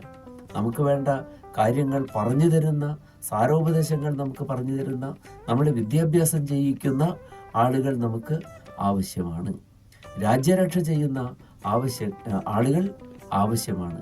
കൃഷിയും കച്ചവടവും ചെയ്യുന്ന ആളുകൾ ആവശ്യമാണ്. സാധാരണ ഏറ്റവും മാനുവൽ ലേബർ ചെയ്യുന്ന ആളുകളും നമുക്ക് ആവശ്യമാണ്. എല്ലാറ്റിനും വേണ്ടേ ആളുകൾ? അപ്പോൾ അതിന് നമുക്ക് അറിയാതെ തന്നെ നമ്മളിവിടെ നമ്മുടെ രാജ്യത്ത് 4 വിഭാഗങ്ങളിലായി ആളുകളെ നിയമിച്ചിട്ടുണ്ട്. സർക്കാരാണെങ്കിൽ ക്ലാസ് 1, ക്ലാസ് 2, ക്ലാസ് 3, ക്ലാസ് 4 ഇങ്ങനെ ജീവനക്കാരെ നിയോഗിച്ചിട്ടുണ്ട്. ഈ എല്ലാ ജീവനക്കാരും ചെയ്യുന്ന പ്രവൃത്തി ഒന്നാണ്. നമ്മുടെ രാഷ്ട്രത്തിൻ്റെ നിർമ്മിതിയാണ് നമ്മളെല്ലാവരും ചെയ്യുന്നത്. അപ്പോൾ ഈ രാഷ്ട്ര നിർമ്മിതി എന്ന് പറയുന്നത് ഒരു മഹായജ്ഞമാണ് എന്ന് കൂട്ടുക. അങ്ങനെ കൂട്ടിയാൽ എല്ലാവരും ഒരേ പ്രവൃത്തി ചെയ്താൽ രാഷ്ട്ര നിർമ്മിതി ആവില്ല. എന്നാലോ എല്ലാവരും ചെയ്യുന്നത് ഒരു പ്രവൃത്തിയാണ് എന്ന് പറയാം. അതെങ്ങനെ? എല്ലാവരും ചെയ്യുന്നത് രാഷ്ട്ര നിർമ്മിതിയാണ് എന്ന അർത്ഥത്തിൽ അത് ശരിയാണ്. അപ്പൊ എന്താവണം?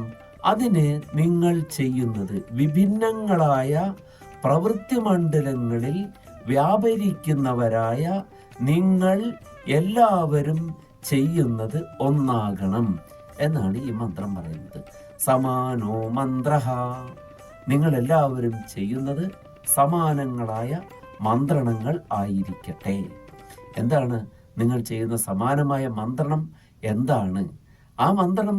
നമ്മുടെ രാജ്യം അഥവാ ഈ ലോകം സമാധാനപൂർണമായി നിലകൊള്ളണം, സമസ്ത ജീവജാലങ്ങൾക്കും സമാധാനപൂർണമായി സഹവർത്തിക്കുവാൻ ഉള്ള സാഹചര്യം ഇവിടെ ഉണ്ടാവണം. ഇതാണ് നമ്മുടെ മന്ത്രണം.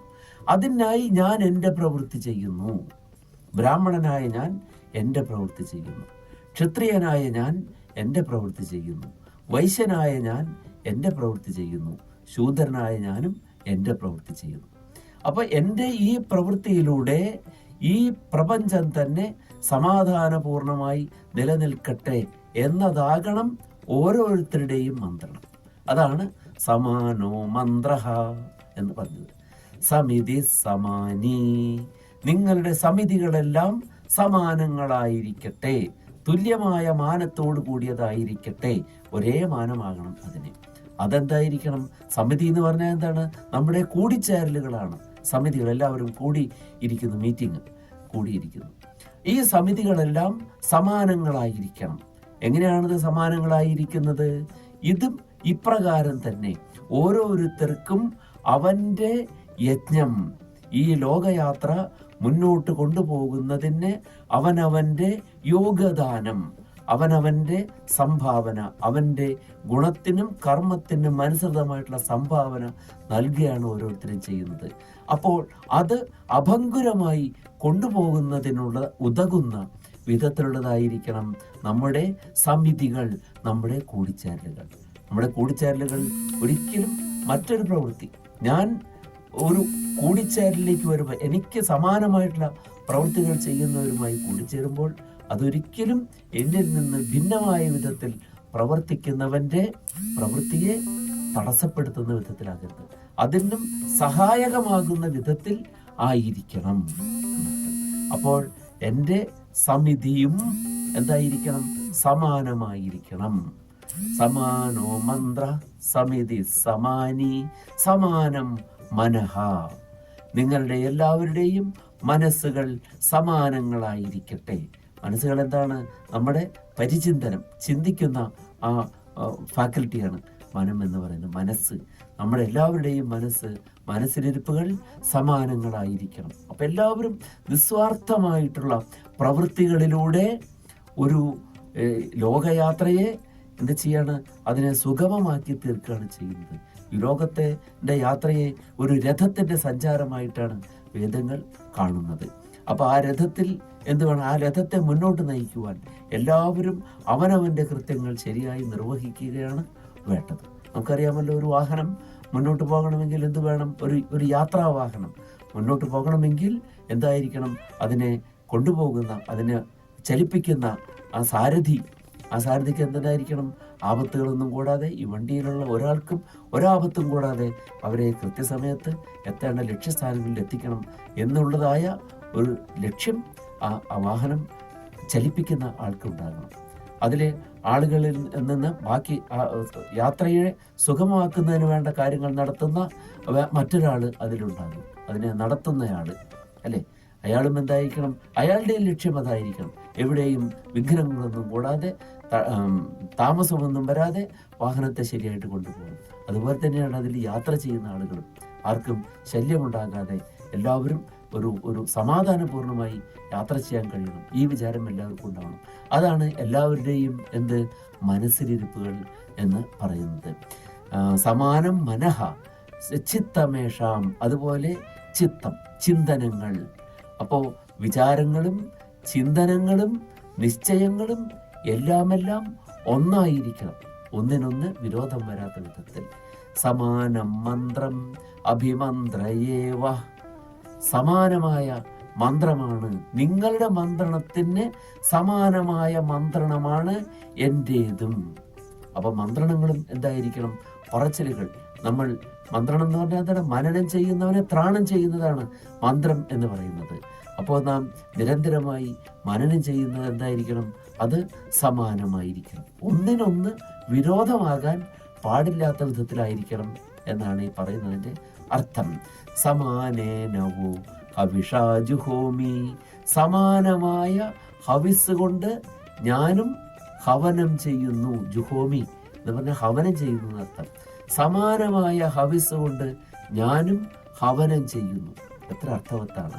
അതായത് ഈ മന്ത്രം ചൊല്ലുന്നത് ആരാണെങ്കിലും, അയാൾ ബ്രാഹ്മണനാകാം, ക്ഷത്രിയനാകാം, വൈശ്യനാകാം, ശൂദ്രനാകാം, ആരാണെങ്കിലും സമാനമായ ഹവിസാണ് സമർപ്പിക്കുന്നത്. വലിയൊരു ദർശനമുണ്ട് വേദങ്ങൾ നമുക്ക് നൽകുന്നത്. വേദം പറയുന്നത് എന്താണ്? ഈ ലോകയാത്ര തന്നെ ഇത് ഒരു യജ്ഞമാണ്. വേദങ്ങളുടെ സംസ്കാരം യജ്ഞ സംസ്കാരമാണ് എന്ന് പറയുമ്പോൾ പലരും ധരിക്കുന്നത് ഇത് അശ്വമേധവും പശുമേധവും പോലെയുള്ള യജ്ഞങ്ങളാണ് എന്നാണ്.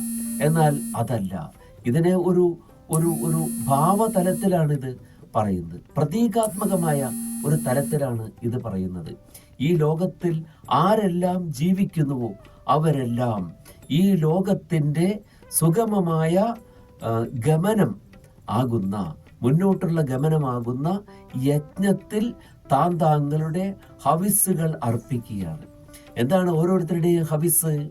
ഹവിസ് ബ്രാഹ്മണന് അധ്യയനവും അധ്യാപനവും ആകുന്ന ഹവിസ്സാണ് ബ്രാഹ്മണൻ അതിൽ അർപ്പിക്കുന്നത്. അപ്പോൾ എല്ലാവരെയും എന്ത് ചെയ്യാണ്? അധ്യയനം ചെയ്യിക്കുന്നു, അധ്യാപനം ചെയ്യിക്കുന്നു. അപ്പോൾ അവർക്ക് വേണ്ട അവരുടെ ആത്മീയമായ കാര്യങ്ങളെയെല്ലാം നോക്കുന്ന ബ്രാഹ്മണൻ ആ രൂപത്തിൽ അധ്യാപനാദികളുടെ രൂപത്തിൽ തൻ്റെ ഹവിസിനെ ഈ യജ്ഞത്തിൽ സമർപ്പിക്കുകയാണ് ചെയ്യുന്നത്. ഇനി ക്ഷത്രിയൻ എന്താണ് ചെയ്യുന്നത്?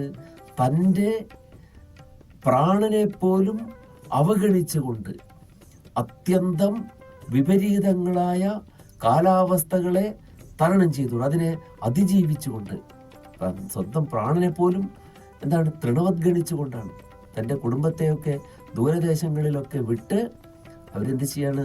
അവർ രാജ്യരക്ഷണത്തിൽ വ്യാപൃതരായിരിക്കുകയാണ്. അവിടെ വ്യാപൃതരാകുമ്പോൾ അവരെന്താണ് ചെയ്യുന്നത്? തൻ്റെ ഹവിസിനെ അർപ്പിക്കണം. തൻ്റെ രാജ്യത്തിൻ്റെ സുരക്ഷയാകുന്ന ആ യജ്ഞത്തിൽ തൻ്റെ ഹവിസ് അർപ്പിക്കണം. തങ്ങളുടെ ഓരോരുത്തരുടെയും ഭാഗങ്ങൾ അർപ്പിക്കുകയാണ്. അവരുടെ ഓരോ സഹനവും ഈ യജ്ഞത്തിൽ അവർ സമർപ്പിക്കുന്ന ഹവിസാണ്. ചിലപ്പോഴോ ദൗർഭാഗ്യവശാൽ അങ്ങനെയൊന്നും സംഭവിക്കാതിരിക്കട്ടെ, ചിലപ്പോഴെങ്കിലും എത്രയോ ജവാന്മാർക്ക് തങ്ങളുടെ പ്രാണൻ തന്നെ ഹവിസായി ഇവിടെ സമർപ്പിക്കേണ്ടി വരുന്നു. അപ്പോൾ ആ ഹവിസ് സമർപ്പണം എന്താണ്? ബ്രാഹ്മണൻ സമർപ്പിക്കുന്ന അധ്യാപനാദികളായ യജ്ഞങ്ങൾക്ക് സമാനം തന്നെയാണ് ഈ ക്ഷത്രിയൻ സമർപ്പിക്കുന്ന യജ്ഞവും. കാരണം എന്താണ്? നമ്മുടെ രാജ്യം എങ്ങനെയാണ്? അത് യാതൊരു വിധത്തിലുമുള്ളതായ ക്ലേശങ്ങളും കൂടാതെ, ആപത്തുകളും കൂടാതെ അത് അതിൻ്റെ സാതത്യഗമനം കൊണ്ടുപോകണം മുന്നോട്ട്. അതിനു വേണ്ടിയിട്ടാണ്. അപ്പോഴാണ്, അത് കഴിയുമ്പോഴാണ് ഇവിടെ എന്തുണ്ടാകുന്നത്? ഇവിടെ വൈശ്യന്റെ കർമ്മങ്ങൾ വരുന്നത്. ഈ പറഞ്ഞതായ ബ്രാഹ്മണനും ഈ പറഞ്ഞതായ ക്ഷത്രിയനും ഇനി എല്ലാവർക്കും വേണ്ടി സാധാരണ പ്രവൃത്തികൾ ചെയ്തുകൊണ്ടിരിക്കുന്ന, മാനുഷികമായിട്ടുള്ള വൈദഗ്ധ്യം വേണ്ടാത്ത പ്രവൃത്തികൾ ചെയ്തുകൊണ്ടിരിക്കുന്ന ശൂദ്രന്മാരുണ്ട്. ഇവർക്കെല്ലാം എന്ത് വേണം? ഇവർക്കെല്ലാം അന്നം വേണം, ഇവർക്കെല്ലാം വേണ്ട ഭൗതിക സാഹചര്യങ്ങൾ വേണം.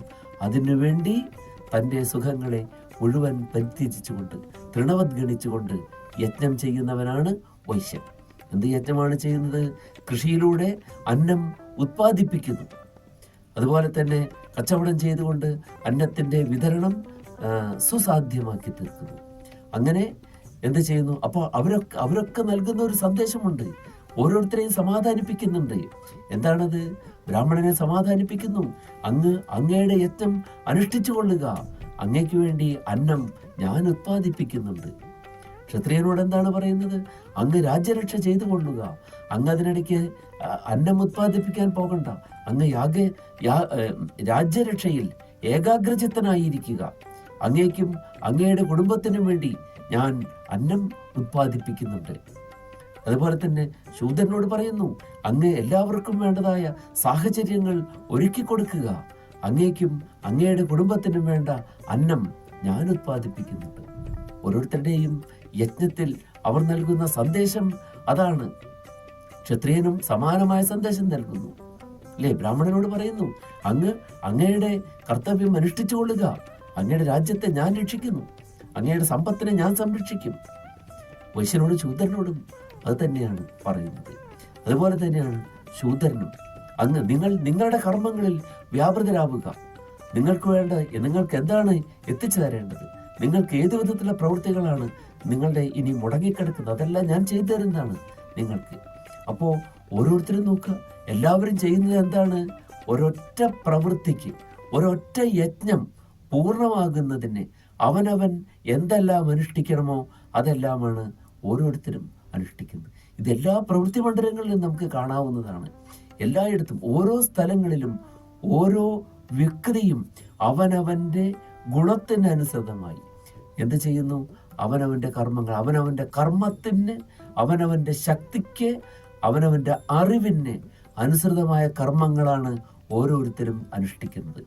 ഇങ്ങനെ ഓരോരുത്തരും അവനവൻ്റെ യജ്ഞം, ഇവിടെയാണ് ഓരോരുത്തരും ചെയ്യുന്ന കർമ്മം എന്താണ്?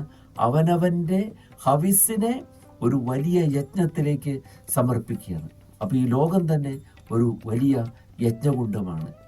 ആ യജ്ഞകുണ്ഡത്തിൽ ഓരോരുത്തരും അവനവൻ്റെ സമർപ്പണങ്ങൾ, അവനവൻ്റെ ഹവിസ്, അവനവൻ്റെ കാഴ്ചദ്രവ്യങ്ങൾ, ഒബ്ലേഷൻസ് എന്ന് വേണമെങ്കിൽ നമുക്ക് പറയാം, അതിനെ സമർപ്പിക്കുകയാണ്. അങ്ങനെ സമർപ്പിക്കുമ്പോൾ ഈ യജ്ഞം അഭംഗുരമായി മുന്നോട്ട് പോകുന്നു. വാസ്തവത്തിൽ ചാതുർവർണ്ണത്തെ നിന്ദിക്കുന്ന ആളുകളുണ്ട്. ചാതുർവർണ്ണത്തെ എന്തിനാണ് നിന്ദിക്കുന്നത്?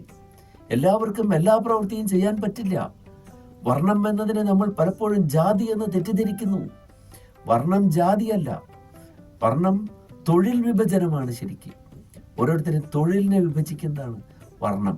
അപ്പൊ അതിനെ ബ്രോഡായിട്ട് 4ആയി തിരിച്ചിട്ടുണ്ട്. ഈ 4ലും എല്ലാവരും ഒരുപോലെയല്ല.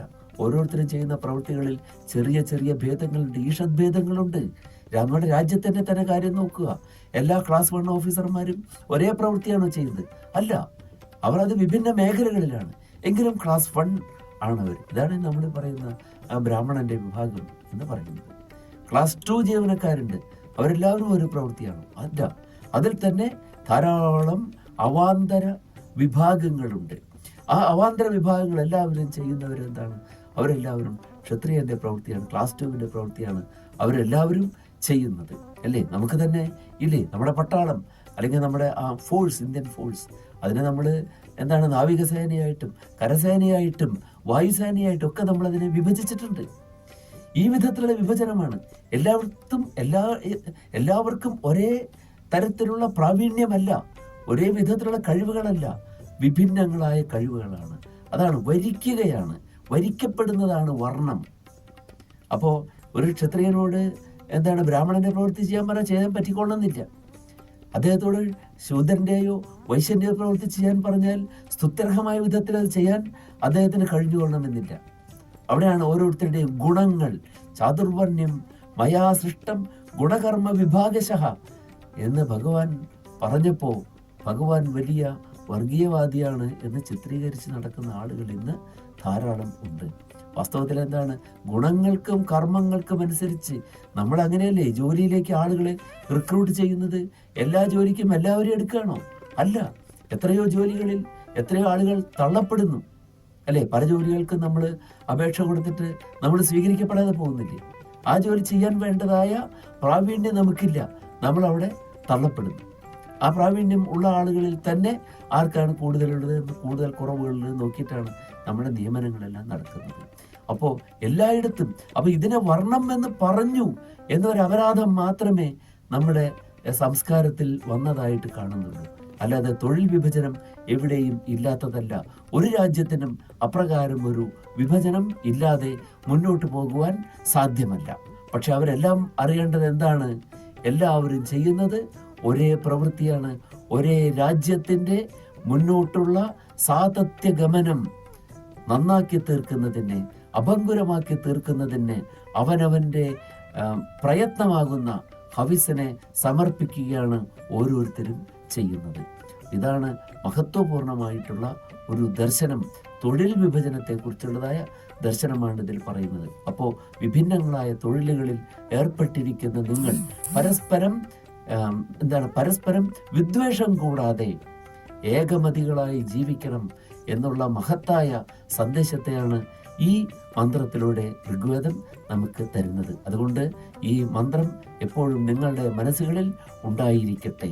സമാനോ മന്ത്ര സമിതി സമാനി സമാനം മനസ്സഹ ചിത്തമേഷാം സമാനം മന്ത്രം അഭിമന്ത്രയേവ സമാനേന വോഹവിഷാജുഹോമി. ഋഗ്വേദത്തിലെ സംവാദ സൂക്തത്തിലെ അഥവാ ഐകമത്യ സൂക്തത്തിലെ ഏറ്റവും അവസാനത്തെ മന്ത്രം നോക്കാം. ഇതാണ് ഏറ്റവും അവസാനത്തെ മന്ത്രം. ഋഗ്വേദം തന്നെ ഇതോടെ അവസാനിക്കുകയാണ്. അതായത് 1552 മന്ത്രമാണ് ഇത്. അപ്പോൾ വേദം നമുക്ക് തരുന്ന ഉപദേശത്തിൻ്റെ ഒരു സംഗ്രഹം, സാരസംഗ്രഹമാണ് ഇത്. എന്താണ് ഇതിൽ പറയുന്നത്? ഓം സമാനീവ ആകൂതിഹി സമാനാ ഹൃദയാനിവഹ സമാനം അസ്തു വോ മനോ യഥാവ സുസഹാസതി. സമാനീ വ ആകൂതിഹി. വഹ എന്ന് പറഞ്ഞാൽ യുഷ്മാകം, നിങ്ങളുടെ ആകൂതി. ആകൂതി എന്ന് പറഞ്ഞാൽ ലക്ഷ്യം. നിങ്ങളുടെ ലക്ഷ്യങ്ങൾ സമാനീവ ആകൂതി. സമാനി ഭവതു എന്നർത്ഥം. സമാനിയാകട്ടെ, തുല്യമായ മാനത്തോട് കൂടിയതാകട്ടെ.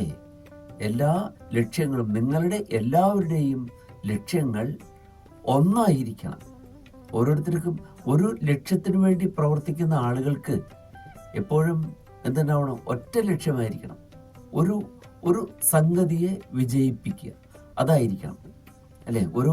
ഒരു വീട് പണിയുമ്പോൾ പല പ്രവൃത്തികൾ ചെയ്യുന്നു. അവരുടെ എല്ലാ ലക്ഷ്യം എന്താണ്? ഒരു നല്ല വീട് ഉണ്ടാകണം എന്നുള്ളതാണ് അവരുടെ ലക്ഷ്യം.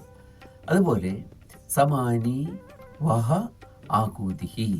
നിങ്ങളുടെ എല്ലാവരുടെയും ലക്ഷ്യങ്ങൾ ഒന്നായിരിക്കട്ടെ.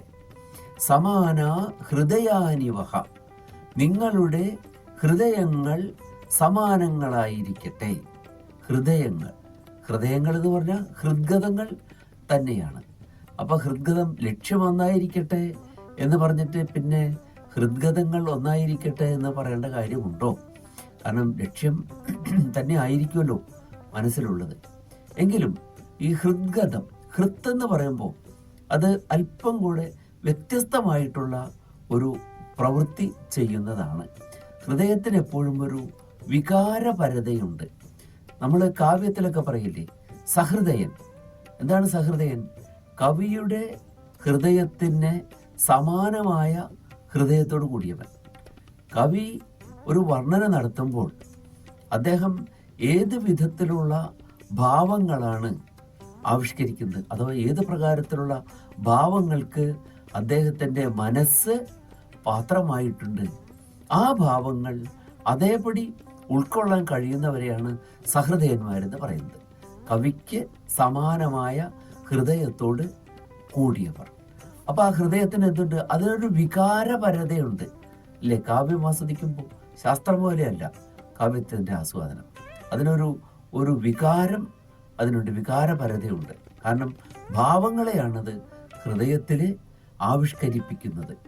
ആ ഭാവങ്ങളിലേക്ക് നമ്മളെ അഭിമുഖമായി നയിക്കുകയാണ് നടീനടന്മാരൊക്കെ ചെയ്യുന്നത്. ഒരു കാവ്യം അതിനെ ഒരു ദൃശ്യമായി ആവിഷ്കരിക്കുമ്പോൾ വിഭിന്നങ്ങളായ വിഭാവ അനുഭാവങ്ങൾ ഒക്കെ കാട്ടിക്കൊണ്ട് അതിൻ്റെ ആ തലം നമ്മളിൽ ഉളവാക്കുകയാണ് നടീനടന്മാരൊക്കെ ചെയ്യുന്നത്. അപ്പോൾ ആ വികാരപരതയോട് കൂടിയ നിങ്ങളുടെ മനസ്സുകൾ, ഹൃദയങ്ങൾ സമാനങ്ങളായിരിക്കട്ടെ, ഒരുപോലെ ആയിരിക്കട്ടെ. സമാനം അസ്തുവോ മനഃ. ഇനി നിങ്ങളുടെ മനസ്സ് സമാനമായിരിക്കണം. മനസ്സ് എന്ന് പറയുമ്പോൾ എന്താണ്? മനസ്സ് മനോബുദ്ധിരഹങ്കാര ചിത്തം കരണമാന്തരം സംശയോ നിശ്ചയോ ഗർവ സ്മരണം വിഷയ അമി എന്ന് പറഞ്ഞിട്ടുണ്ട് സാഖ്യത്തിലെ. 4 വിധത്തിലുള്ള അന്ധകരണ വൃത്തികളുണ്ട് മനുഷ്യന്. എന്തൊക്കെയാണിത്? മനഃ, ബുദ്ധി, അഹങ്കാരം, ചിത്തം. ഇത് 4 അപ്പോൾ മനസ്സിനെ തന്നെ 4 ഫാക്കൽറ്റികളായിട്ട് തിരിച്ചിരിക്കുകയാണ്. അപ്പം അതിൽ തന്നെ മനസ്സ് എന്ന് പറയുന്നത് സംശയാത്മകമായ അന്ധകരണ വൃത്തിയാണ്, അല്ലേ? പലതിനെയും സംശയത്തോടു കൂടി വീക്ഷിക്കും. ലോകത്തിലും അങ്ങനെയാണല്ലോ. നമുക്കെപ്പോഴും സംശയങ്ങൾ ഉള്ള ആളുകളാണ്. ഒരു പരിധിയിൽ കൂടുമ്പോൾ സംശയം എന്തായിത്തീരും? അത് വിനാശകമായി തീരും. സംശയാത്മാ വിനശ്യതി എന്ന് പറഞ്ഞിട്ടുണ്ട്. അപ്പോൾ ഈ സംശയങ്ങൾ പലപ്പോഴും ഭയത്തിൽ രൂഢമായിട്ടുള്ള സംശയങ്ങളാണ് നമുക്ക് ഉണ്ടാവുക. അതിരിക്കട്ടെ. അപ്പോൾ സംശയം ആണ് മനസ്സെന്ന് പറയുന്ന ആ ഒരു അന്ധകരണത്തിൻ്റെ പ്രവൃത്തി. സംശയമാണ്. സംശയവും അതിലൂടെ നിശ്ചയത്തിലേക്ക് എത്തുക, പല സംശയങ്ങളിലൂടെ. സംശയോ പിന്നെ നിർണയമാണ്. സംശയോ നിർണയ, നിർണയിക്കുക. സംശയിച്ച് അതല്ല ഇതല്ല സംശയിക്കപ്പെടുന്ന പലതിനെയും മാറ്റിയിട്ട് നിർണയത്തിലേക്ക് എത്തുമ്പോഴാണ് എന്താകുന്നത്? ബുദ്ധിയാകുന്നത്. ബോധിക്കുകയാണ് കൃത്യമായിട്ട് ഇന്നതാണ് എന്ന് പറയുന്നത്. പിന്നെ ഗർവമാണ്. അഹങ്കാരം എന്ന് പറയുന്നത് ഗർവം, അതായത് അഭിമാനിക്കുക. അത് തന്നെയാണ്. ആദ്യം പറഞ്ഞാൽ സംശയമാണല്ലോ. പിന്നത്തേതിൽ ഒരു നിശ്ചയമാണ്. പിന്നെന്താണ്? അത് തന്നെ എന്ന് ഉറപ്പിച്ച് അതിൽ നിർണയിച്ച് നിർത്തുന്ന അന്ധകരണ വൃത്തിയാണ് അഹങ്കാരം എന്ന് പറയുന്നത്. പിന്നെ ചിത്തം എന്ന് പറയുന്നു. അപ്പോൾ അത് സ്മരണാത്മകമാണ്. സ്മരിക്കുക. ചിത്തമുള്ളത് കൊണ്ടാണ് അത്രയും നമുക്കിങ്ങനെ നമ്മൾ നിർണയിച്ച് വെച്ച കാര്യങ്ങൾ തന്നെ സ്മരിക്കാൻ കഴിയുന്നു, ഓർക്കാൻ കഴിയുന്നത്. അപ്പോൾ നിങ്ങളുടെ മനസ്സുകളും സമാനങ്ങളായിരിക്കണം. അപ്പോൾ മനസ്സ് സമാനം ആകണമെങ്കിൽ എന്ത് വേണം? നിങ്ങളുടെ ഈ ചിന്തനങ്ങൾ പലതിനെയും, അല്ലേ, ഓരോന്നിനെ നമ്മൾ നോക്കിയിട്ട് നേതി നമ്മുടെ അന്വേഷണത്തെ അങ്ങനെയാണ് പറഞ്ഞിട്ടുള്ളത്.